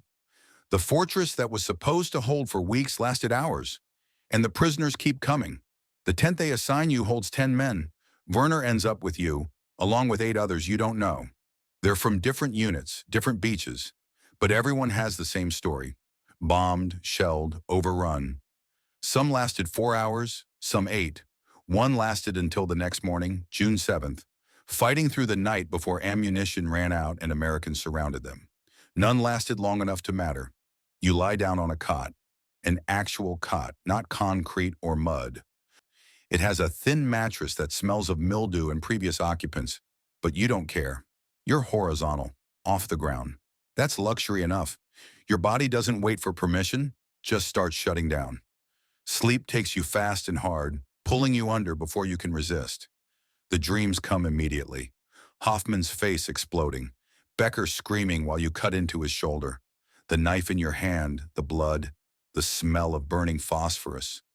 Americans wading through water that turns red, shapes falling, drowning, dying because of you. Your finger on the trigger, your choice, your kills. You wake gasping, heart pounding. Night has fallen. Someone's moaning in their sleep across the tent. Werner is sitting up, staring at nothing again. Neither of you speaks. What words could matter now? Days blend together. Wake up, eat, sit, eat, sleep, repeat. The Americans feed you twice daily, portions that seem enormous after the starvation rations of the Atlantic Wall. You're gaining weight. Your ribs don't show through your shirt anymore. It's strange, perverse even, that captivity comes with better meals than service. News filters in through guards who speak German, through new prisoners arriving from the fighting. June 10th, the 5 beaches have fully linked into one continuous beachhead. June 12th, American forces are pushing toward Cherbourg. June 14th, the Canadians are still grinding against fierce resistance near Caen. The 12th SS Panzer Division, those fanatical Hitler youth soldiers, fighting like demons but taking unsustainable casualties. Allied aircraft own the sky. Anything that moves during daylight gets bombed. An American guard stops by your tent one evening, the one who speaks good German, whose grandparents immigrated before the First War. Rome fell on June 4th, 2 days before we landed here. He says it casually, like sharing weather news. Italy's collapsing. Germany is fighting on 2 major fronts now. 3 when the Soviets launched their summer offensive. Werner laughs at that, the dead laugh you're learning to recognize. It means someone has seen too much, processed too little, exists somewhere between functional and broken. We're doomed. We've been doomed since Poland probably, and they still sent us to die on those beaches. The guard looks uncomfortable, doesn't respond. He leaves and you're alone with that truth. The Atlantic Wall wasn't about stopping the invasion. It was about delaying the inevitable, buying time for, what? Miracle weapons that don't exist? Divine intervention? The guard is right. Germany is fighting everyone, everywhere, all at once. The mathematics don't work, never worked. You were sent to die for an equation that couldn't balance. A week passes, maybe more. Time loses meaning in captivity. One morning they announced that prisoners can send information home through the Red Cross. Names, confirmation you're alive, reassurance for families who don't know whether to mourn or hope. You write your name, your mother's address, your sister's name. No details about D-Day, no description of the bunker or the blood. Just, I'm alive, I'm a prisoner. I'll come home eventually. Will they get it? You don't know. Mail service in Germany is disrupted by bombing campaigns. Your mother might receive this letter in a week or 6 months or never.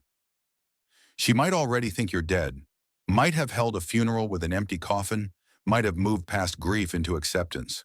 Or she might still be waiting, checking the mail every day, hoping for word. You fold the paper, hand it to the Red Cross representative. He's Swiss, neutral, professional. He takes it without comment, adds it to the stack of thousands.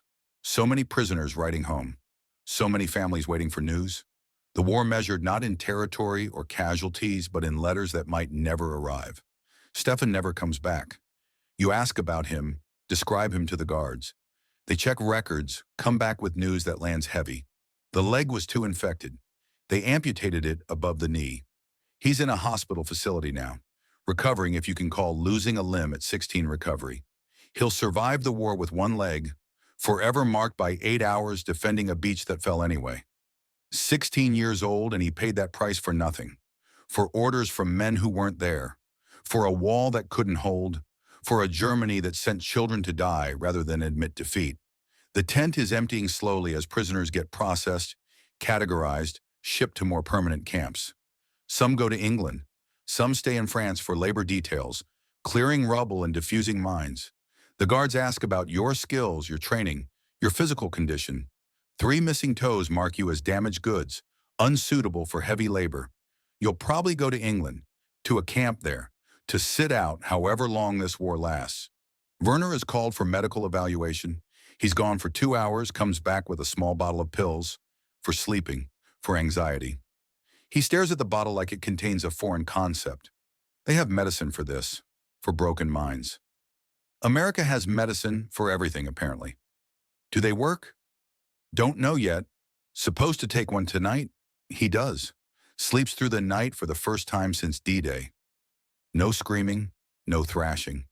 Just unconscious stillness that might be peace or might be chemical suppression of trauma. Either way, it's better than what he had before. 3 weeks after D-Day, something unexpected happens.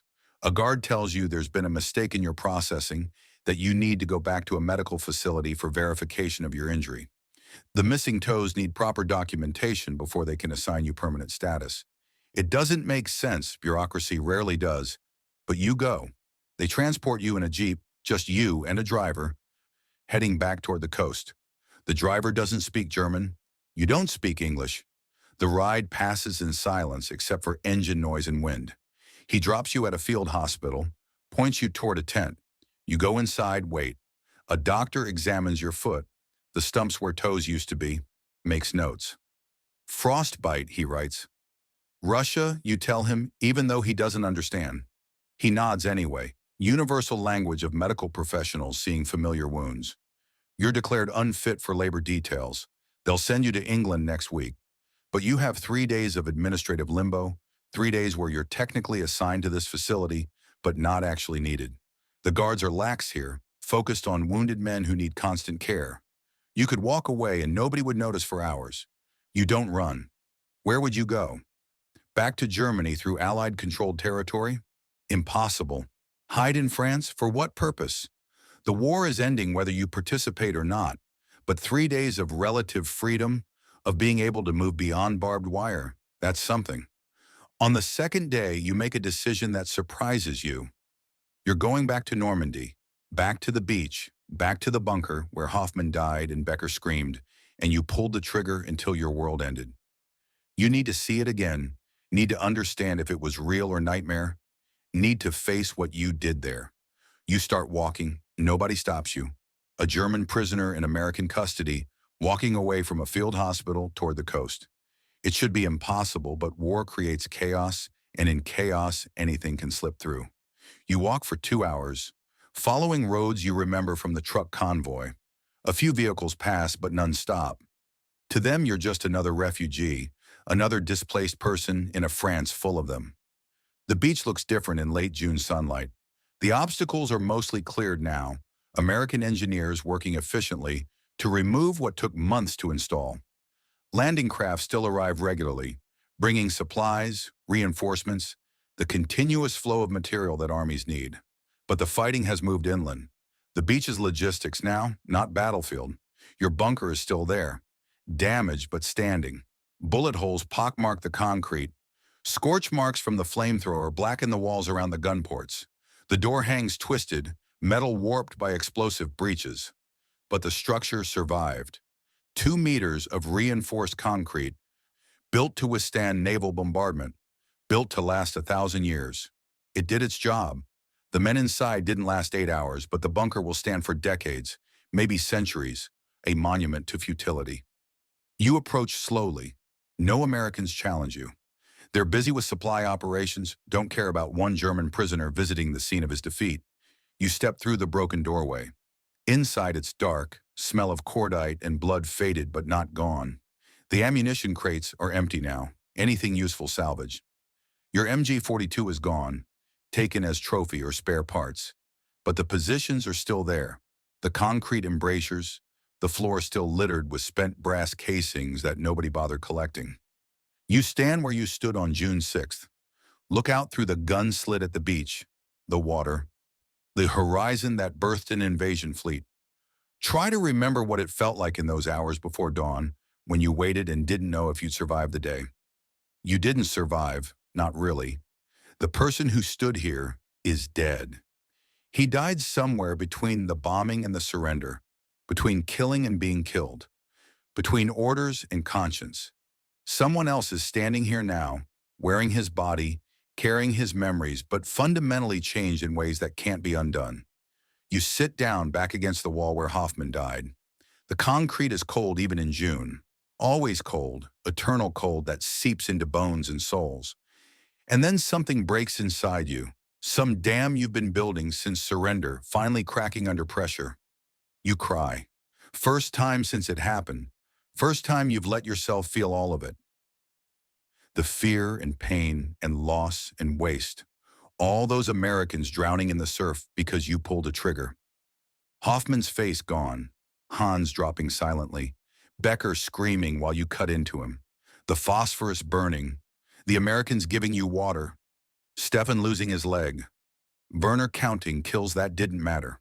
All of it, everything.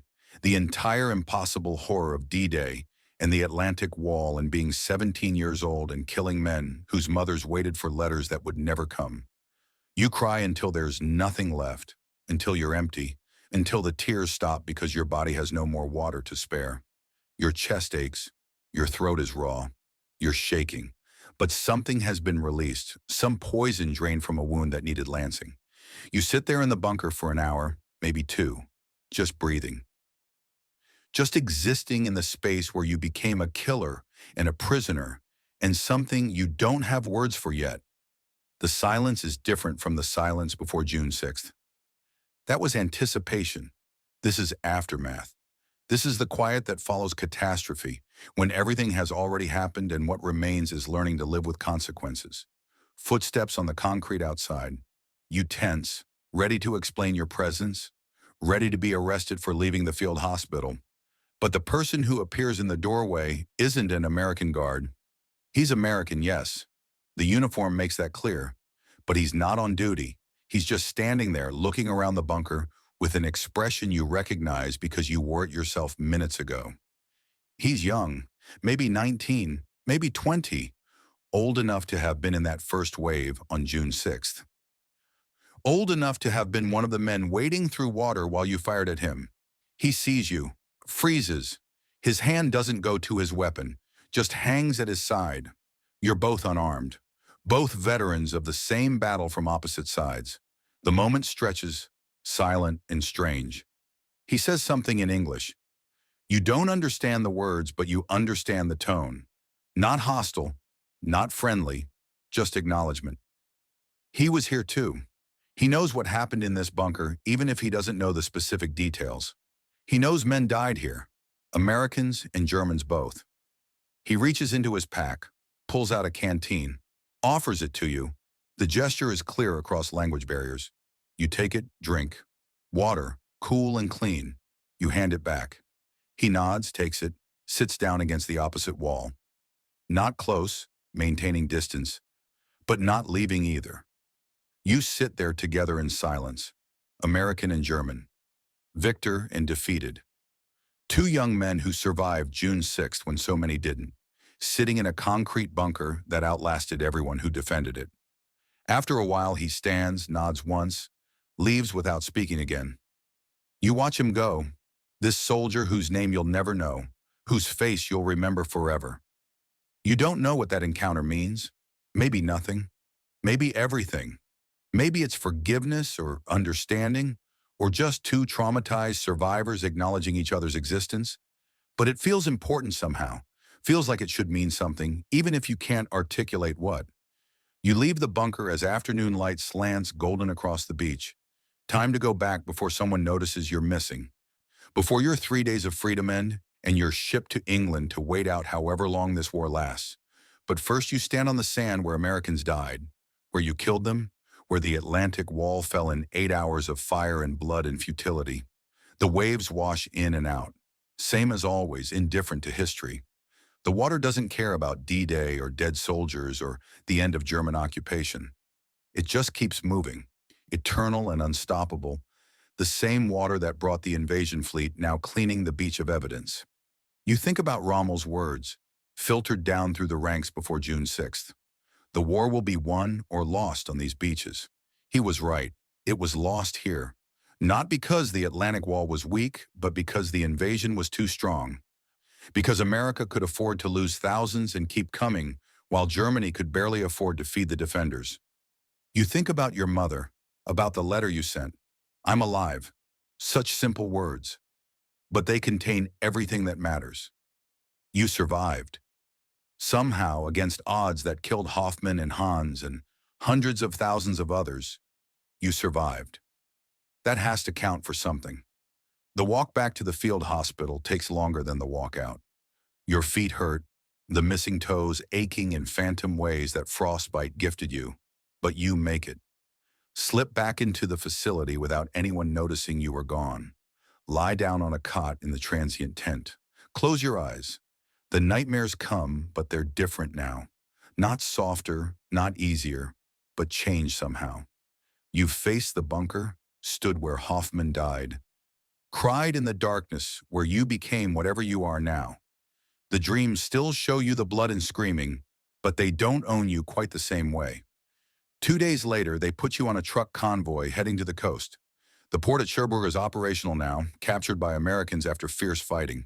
You'll board a ship there, cross the channel to England, spend however long in a POW camp until Germany surrenders and they send you home. The other prisoners in the truck are quiet, lost in their own thoughts. Werner sits across from you, face gaunt despite the American rations. He's still counting. You can see his lips moving. Will he ever stop? Will any of you ever stop replaying June 6th in your heads, wondering what you could have done differently, knowing nothing you did would have mattered? The truck passes through liberated villages, French flags hanging from windows now, tricolors that were hidden for 4 years emerging into sunlight. Children wave at the American soldiers. Some spit toward the truck carrying German prisoners. You don't blame them. You were the occupiers. You were the enemy.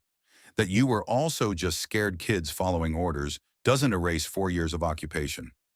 At Cherbourg, they load prisoners onto a Liberty ship, American-made transport vessel that'll carry you across the channel. The same channel you were supposed to defend. You're crossing it anyway, just not the direction Germany intended. The ship is crowded, hundreds of prisoners packed below decks. But it's dry and there's food and nobody is shooting at you. The crossing takes 6 hours. You stay below, don't want to see the French coast disappearing, don't want to watch England approaching. When they let you up on deck finally, you're already in Southampton Harbor. England, the island Germany tried to invade, failed, tried to bomb into submission, failed. Now you're here as prisoner, as defeated enemy, as proof that Germany's 1,000-year Reich lasted 12 years and couldn't cross 20 miles of water. The POW camp in England is organized and professional. Rows of barracks, proper kitchens, medical facilities. The British run it with efficiency that speaks to centuries of imperial experience managing prisoners. You're assigned a barracks, given basic supplies, told the rules. Work details available for those who want them. Classes in English if you're interested. Football matches on weekends. They're treating you like temporary guests, not defeated enemies. It's disconcerting. Werner ends up in your barracks, so do a dozen others from Normandy. The weeks blend into months. You work in the camp garden, growing vegetables that supplement the food supply. Physical labor that tires your body, makes sleep easier, gives you less time to think about bunkers and blood and Becker's screaming. News of the war comes regularly. The guards don't hide it. Paris liberated in August. The Allies pushing into Germany by September. The Soviets grinding through Poland. Germany contracting, dying slowly, fighting every meter, but losing. Everyone knows how this ends. The only question is how many more have to die before the inevitable becomes official. Winter arrives, cold and damp British winter that reminds you of that bunker, of concrete that never warmed, of waiting for invasion. But you're not waiting anymore. You're just existing, day by day, marking time until peace comes and they send you home to whatever Germany remains. Letters finally arrive through the Red Cross. One from your mother dated September, 3 months to reach you. She got your letter. She's alive. She cried when she read it. She writes, "Your sister's alive too. 13 now, growing up without you. The house is damaged but standing. Food is scarce. The bombing is constant. But they're alive and waiting for you to come home." You read the letter 10 times, memorizing every word. They're alive. That's the only thing that matters. The house can be rebuilt. Food will come eventually. But they're alive, and so are you. And someday this war will end, and you'll see them again. You write back. Can't tell them much, the censors read everything, but you tell them you're healthy, you're in England, you're being treated well. You don't tell them about D-Day or the bunker or Hoffman or the knife cutting into Becker's shoulder. Those are your burdens, not theirs. Let them imagine you spent the war in some safe garrison, some boring assignment. Let them have that comfort. Spring comes to England, 1945, nearly a year since D-Day. The war in Europe is ending, everyone can feel it. Germany is collapsing, armies converging from east and west, the Third Reich contracting into nothing. Hitler is dead, rumored suicide in his bunker while Berlin burned. Germany surrenders on May 8th. The war is over. Finally, completely, definitively over. You sit in the barracks when the announcement comes and feel nothing. No joy, no relief, just emptiness. The war that defined you, that made you into a killer and a prisoner and whatever else you are, is over. What now? Who are you without war? They don't release you immediately. Processing takes time, verifying identities, checking for war criminals among the prisoners. You're cleared quickly. Just a regular soldier, no SS connections, no atrocities. You defended a bunker, killed enemy soldiers in combat, surrendered when defeat was certain. That's not a war crime. That's just war. But going home takes longer than expected. Germany is rubble. The transportation network is destroyed. The Soviets control the East. The Western Allies control the West. Everything is complicated, political, slow. You wait in the camp through summer. Werner is released in June, given papers and train fare. He leaves without goodbyes, still counting, still somewhere in June 1944. You never hear from him again. Others leave. The camp empties slowly. By August, you're one of the last. Finally, in late August, 15 months after D-Day, they give you papers and directions. You're going home. The train journey takes 3 days. The infrastructure is wrecked, trains running on temporary tracks around destroyed bridges. You cross from England to France by boat, then catch a train heading east. Through France, where villages are rebuilding. Through Belgium, where the Battle of the Bulge left scars. Into Germany, where the destruction defies description. Cities flattened. Hamburg looks like the surface of the moon. Craters where buildings stood. The train crawls through Dresden, through ruins so complete you can't tell what was there before. The scale of destruction is incomprehensible. This is what defeat looks like. This is what happens when you fight everyone at once and lose. Your hometown is smaller, less strategic, less bombed, but it's still damaged. Buildings with missing walls, streets cratered, everything covered in dust and defeat. You walk from the train station carrying nothing but your papers. Your house is standing, smaller than you remembered, sadder. You knock on the door, heart pounding. Your mother answers. She's aged 10 years in the 3 since you left. Gray hair, lines around her eyes, hands that shake when she recognizes you. She doesn't speak, just pulls you inside, holds you. Your sister is there, 13 going on 30, childhood stolen by war. She barely remembers you, but she cries anyway. Your mother makes you sit, brings you food even though she barely has any. You eat because she needs you to. You tell them sanitized stories, things they can hear. You don't tell them about the bunker, about Hoffman's face exploding, about cutting into Becker's shoulder, about the Americans drowning in surf turned red. Some stories are yours alone to carry. That night you sleep in your old bed, your real bed, the one you thought about on the concrete floor of the bunker. It's softer than you remember, strange after years of hard surfaces. The nightmares come, they always come. But you wake up in your own room with your mother downstairs and your sister in the next room, and you're home. Finally, completely home. The days that follow are strange. You help your mother rebuild, literally, repair the damaged walls, replace broken windows, clear rubble from the garden. Physical labor that keeps you busy, keeps you from thinking too much about concrete bunkers and machine guns and the weight of men dying because you pulled a trigger. Germany is being rebuilt around you, slowly. The Americans and British are helping, Marshall Plan money flowing in, but it'll take decades to undo the destruction. Your generation, the one that fought, will spend their lives rebuilding what was destroyed. That's your punishment and redemption both.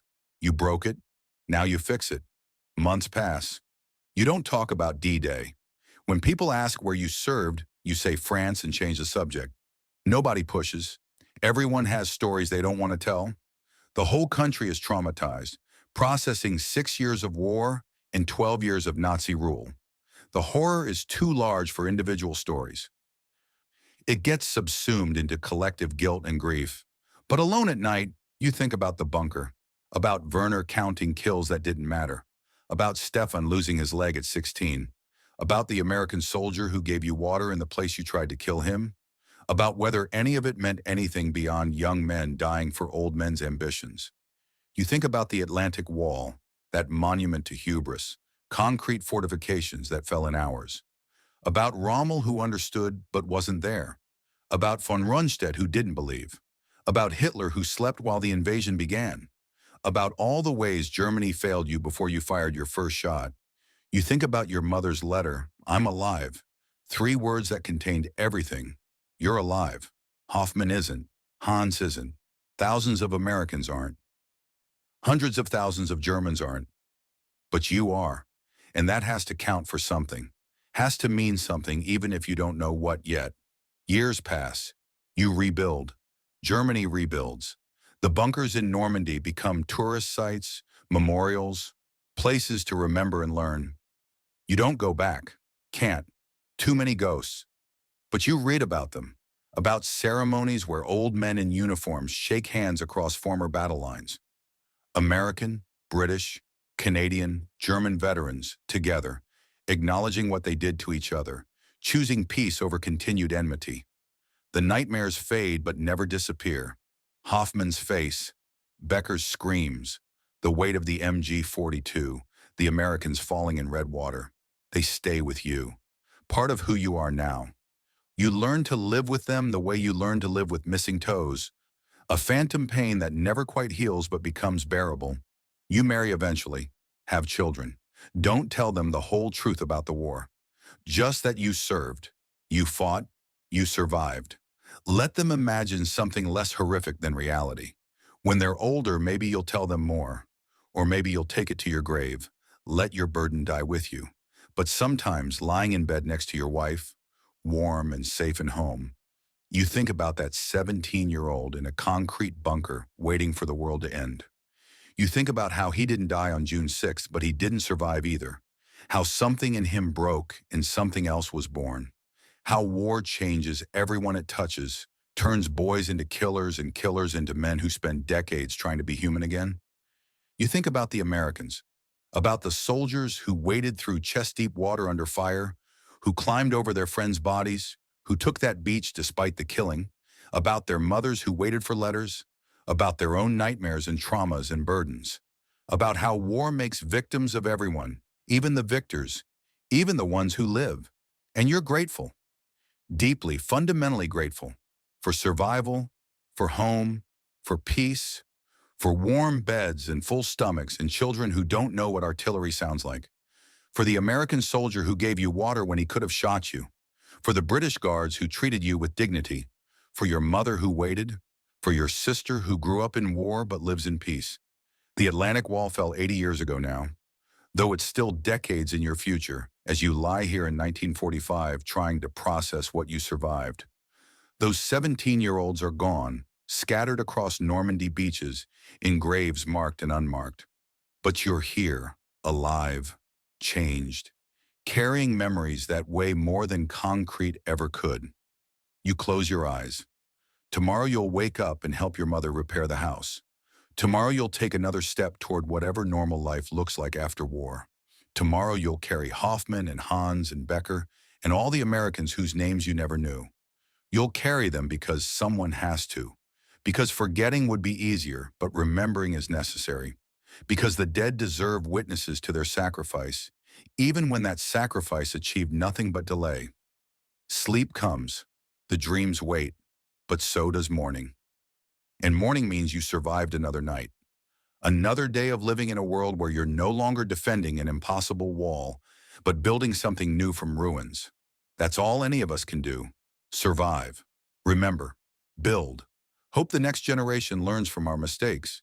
Hope they never have to stand in concrete bunkers waiting for the sky to fall. Hope peace lasts longer than war. Hope brighter than memory. Tomorrow more important than yesterday. You're home, finally, completely. And that has to be enough.